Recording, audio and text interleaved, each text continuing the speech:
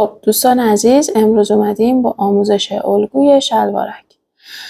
برای الگوی شلوارک ما به الگوی شلوار کودک نیاز داریم تا قسمت زانوش رسم می‌کنیم. قد شلوارک رو برای کودک 6 ساله من 32 در نظر گرفتم و این شلوارک چون تمام کشه باید 1/4 دور باسن به اضافه 2 سانت آزادی در نظر بگیرید. اگه میخواین پشت کش باشه باید 1 سانت آزادی در نظر بگیرید. برای جیب جلوی شلوار من جیب آمریکایی طراحی کردم. عرضش 6 تا 7 سانته، طول دهانه جیب 10 تا 12 سانته.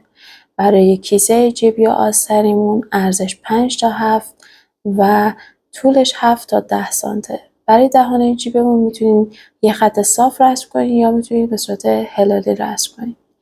برای جیب پشت شلوارمون از قسمت خط کمر 3 سانت، از قسمت پهلو 6، از قسمت فاقش 3 تا 4 سانت میتونین فاصله بدید.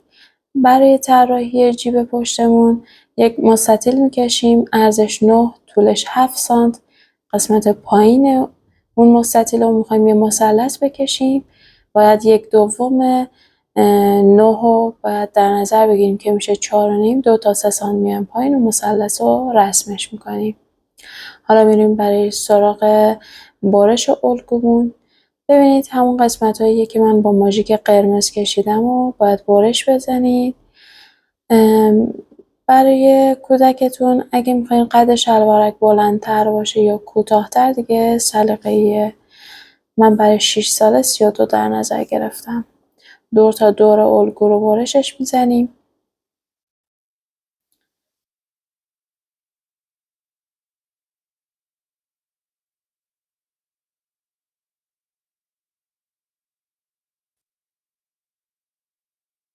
برای الگوی پشت ببینید جیب پشت شلوار رو میتونید همینجا کپیش کنید یا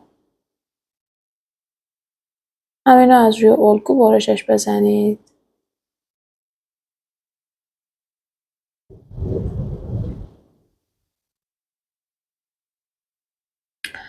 برای الگوی پشت شلوار قسمت‌های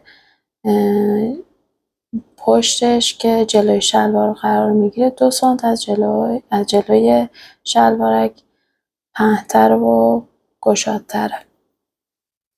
خب الگوی جلو رو روی دلای پاشه فیکسش میکنیم. اول راستاگیری شلوارک رو انجام میدیم. راستاگیری شلوارک رو که میدونید که از طریق خط اتو انجام میدیم. با 1 سانت جای دوغ شروع میکنیم به برش دادن. فقط اینکه برای قسمت پایین شلوار اگه میخواین مثل من پاکتی بدید 1 سانت جای دوغ در نظر بگیرید. اگه میخواین لبه پایین شلوار رو بزنید داخل و دوخت اسپورت داشته باشینم 2 تا 3 سانت باید جای دوغ بذارید. برای قسمت نمای زیپم من 5 سانت عرضش رو در نظر گرفتم، طولش رو 20 سانت. شما میتونید نمای زیپتون رو عرضش رو کمتر در نظر بگیرید، این که بستگی به سلیقه خودتون داره. با 1 سانت جای دوغ دور تا دور کار ما برش میزنیم و قسمت نمای زیپ رو حتما چرس بزنید که بعداً بتونید راحت اون قسمت اتو بزنید و نمای زیپ رو بدوزید.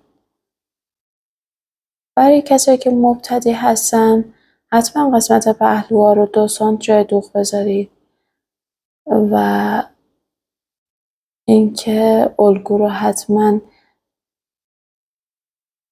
رولتش کنید و دور تا دور کار رو سانت بگیرین و برش بزنید.